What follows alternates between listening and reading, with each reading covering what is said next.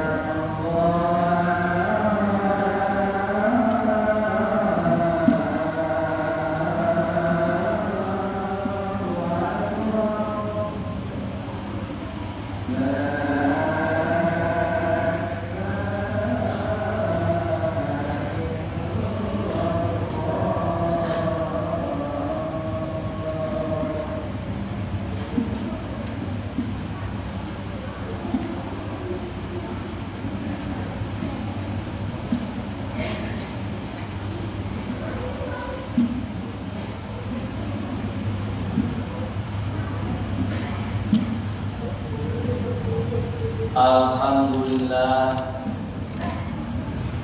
alhamdulillahilladzi hadana li hada wa ma kunna linahtadiya laula an hadana Allah. Asyhadu an la ilaha illallah wahdahu la syarika lah wa asyhadu anna Muhammadan abduhu wa rasuluh.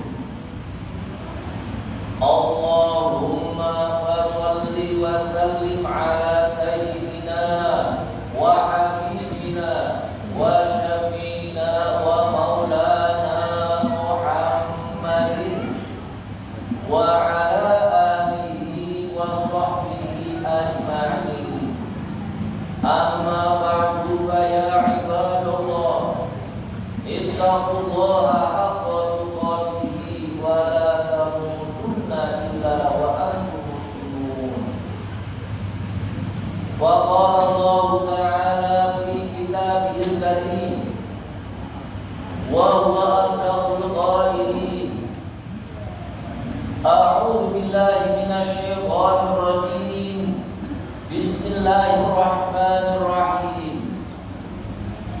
Laqad kana lakum fi Rasulillahi uswatun hasanatun liman kana yarjullaha wal yawmal akhir wa dzakarallaha katsiran. Shadaqallahul azim wa ballagha rasulul habibul karim wa nahnu ala dzalika minasy syahidin wasyakirin. Walhamdulillahi rabbil alamin. Ma'asyiral muslimin wa suratul mu'minin rahimakumullah. Patutlah kiranya di hari yang penuh berkah, di Sayyidul Ayyam saat ini, kita senantiasa memanjatkan puji dan syukur kehadirat Allah Subhanahu wa taala yang telah banyak memberikan nikmat kepada kita sekalian, antaranya nikmat panjang umur, nikmat sehat walafiat, dan nikmat yang paling besar adalah nikmat anugerah iman yang Allah berikan kepada kita, sehingga kita dapat berkumpul di tempat yang mulia ini untuk bersama-sama melaksanakan ibadah sholat Jumat. Mudah-mudahan hadirnya kita, berkumpulnya kita di tempat yang mulia ini senantiasa mendapat rahmat, taufik dan hidayah dari Allah Subhanahu wa taala. Hadirin sidang Jumat yang dirahmati Allah. Allah Subhanahu wa taala menjanjikan, "Wa man yattaqillaha yaj'al lahu makhraja wa yarzuqhu min haitsu la yahtasib."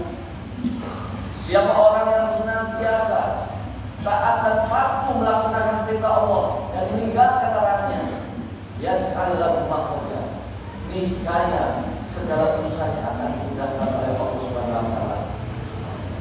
Segala kesulitannya akan diberikan jalan keluar oleh Allah Subhanahu wa taala.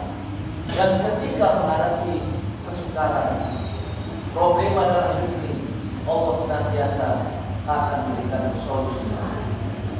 Wa yarzuqhu min haitsu la yahtasib, dan Allah akan senantiasa memberikan rezeki dari jalan yang tidak disangka-sangka. Oleh karenanya hadirin, bagi orang yang bertakwa di dalam hidup ini tidak ada yang mereka cari, tidak ada yang mereka kejar, melainkan semata-mata hanya mengharapkan ridhonya Allah Subhanahu wa taala. Hadirin sidang Jumat yang dirahmati Allah.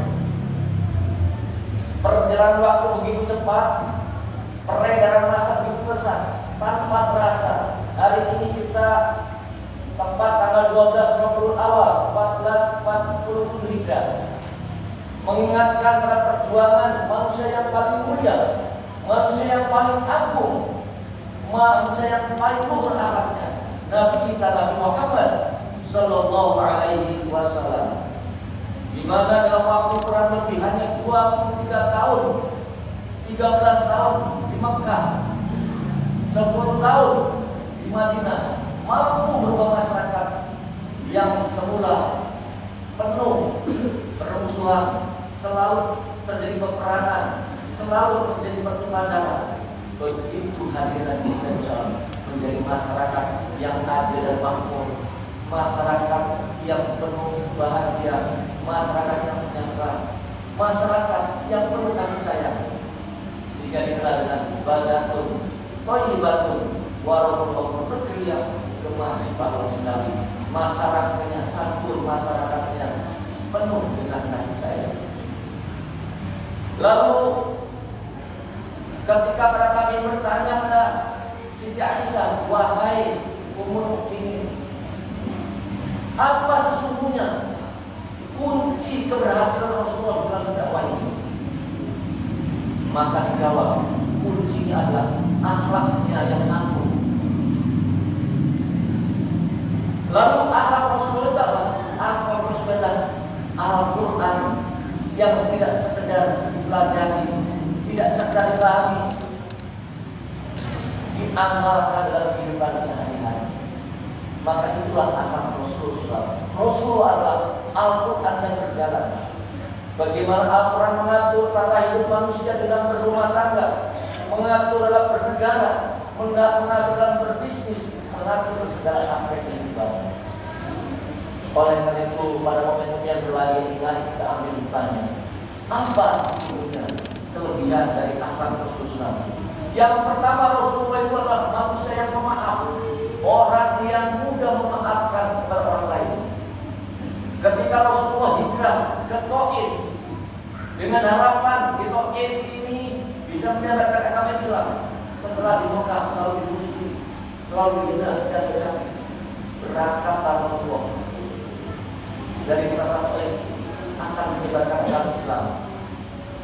Ketika sampai di Taif, bukannya senyuman, bukan sanjungan, bukannya pujian, bukannya sambutan, tetapi Rasul dihina, dicaci, bahkan dilempari batu sampai Rasul berdarah. Akhirnya Rasul pulang lagi ke Mekah. Ketika dalam perjalanan beliau istirahat di bawah kaki gunung gunung. Saat itu malaikat Jibril menyampaikan, "Ya Rasul, engkau manusia yang agung, engkau yang doanya pasti dijawab. Seandainya engkau berdoa kepada Allah agar gunung yang ada di sini hancur, menghancurkan berbaik, pasti doa akan dijawab." Apa jawab Rasul? Jangan. Saya datang ke sini dalam rangka berdakwah untuk menyampaikan risalah tauhid. Mereka belum menerima saya, mungkin mereka belum tahu. Mudah-mudahan suatu saat mereka sadar, berapa hidayah dan juga mereka beriman. Kalau mereka tidak beriman, mudah-mudahan anak cucunya mau beriman. Alangkah indahnya aku. Ketika dimusuhi, dilempari bukan dibalas, malah didoakan agar umatnya menjadi orang yang beriman. Inilah akhlak pemaaf yang tentunya kita sebagai umatnya mudah-mudahan kita bisa meniru akhlaknya Rasulullah SAW. Kemudian yang kedua, kelebihan dari akhlak Rasulullah, Rasul orang yang paling sabar.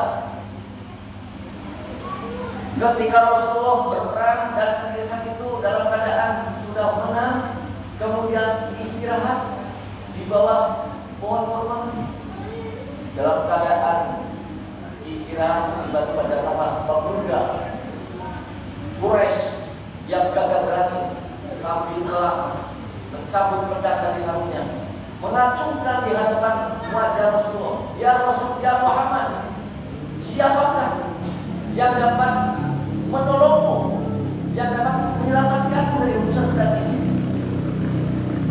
Rasul dengan tenang dan dengan tegar dan dengan tegas mengatakan, Allah yang akan menolong saya. Mendengar lafaz Allah diucapkan oleh orang yang dekat dengan Allah, yang selalu berzikir kepada Allah, yang selalu bertakwa kepada Allah, gemetarlah Dasur dan jatuhlah pedang itu. Dan sekarang bergantian Rasul mengambil pedang itu dan berbalik, wahai Dasur, sekarang siapa yang dapat menolongmu dari urusan pedang itu? Tidak ada yang Muhammad kecuali engkau memaafkan saya. Maka dengan kesabarannya, dengan pemaafnya, berikanlah pedang itu kepada Rasul, dan saat itu Rasul beriman di hadapan Rasulullah. Dengan akhlaknya yang agung, dengan kesabarannya, dengan pemaafnya, maka musuh-musuh sambil segar. Inilah akhlak pantas kalau di manusia pilihan. Contoh yang lain yang ketiga adalah Rasulullah murah hati dan dia penyayang. Ketika suatu malam beliau pulang dari perjalanan jauh sampai di rumah, diketuknya pintu agar istrinya membuka pintu, ternyata tidak dibuka sampai di letaknya. Rasulullah menggelar sorbannya untuk depan sampai jelang bangun dan baru lagi istrinya bangun. Dan Rasul tidak marah, dengan murah hati kemudian dengan kelembutan hatinya, istrinya malah minta maaf dengan senyum. Justru saya minta maaf, kenapa? Karena saya kurang malam. Seorang suami yang begitu sabar dan murah hati, seorang pemimpin yang tegas, dan itulah Rasulullah. Laqad kana lakum fi Rasulillahi uswatun hasanah. Pada diri Rasulullah terdapat suri teladan dalam segala aspek kehidupan. Mudah-mudahan kita semua di momentum tanggal 12 Februari ini kita bisa meniru akhlak Rasulullah Sallallahu Alaihi Wasallam. Mudah-mudahan kita semua senantiasa mendapat rahmat, taufik dan hidayah yang sudah, dan mudah-mudahan di akhir hayat kita mendapatkan husnul khotimah. Amin ya Allah ya Rabbal alamin. Barakallahu li wa lakum bil Qur'anil azim wa nafa'ani wa iyyakum bima fihi minal ayati wat dzikril hakim wa taqabbala minni wa minkum tilawatahu innahu was-sami'ul 'alim.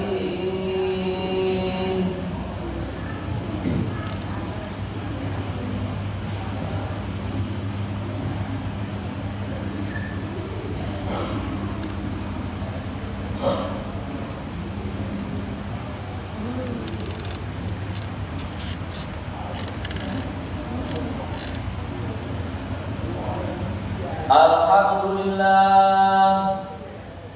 Alhamdulillah hamdan katsiran kama amar.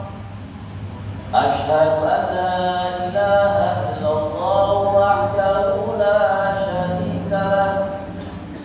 Irqaman liman jahada bihi wa kafar. Wa asyhadu anna Muhammadan abduhu wa rasuluh. Sayyidul khalaiqi wal basar. Allahumma salli wa sallim ala sayyidina Muhammad wa ala alihi wa sahbihi ajma'in. Amma ba'du fa ya ibadallah, usikum wa iyaya bitaqwallah, faqad fasal muttaqun. Wa'lamu anna Allah ta'ala shalla ala nabiyyi qadima. Inna Allah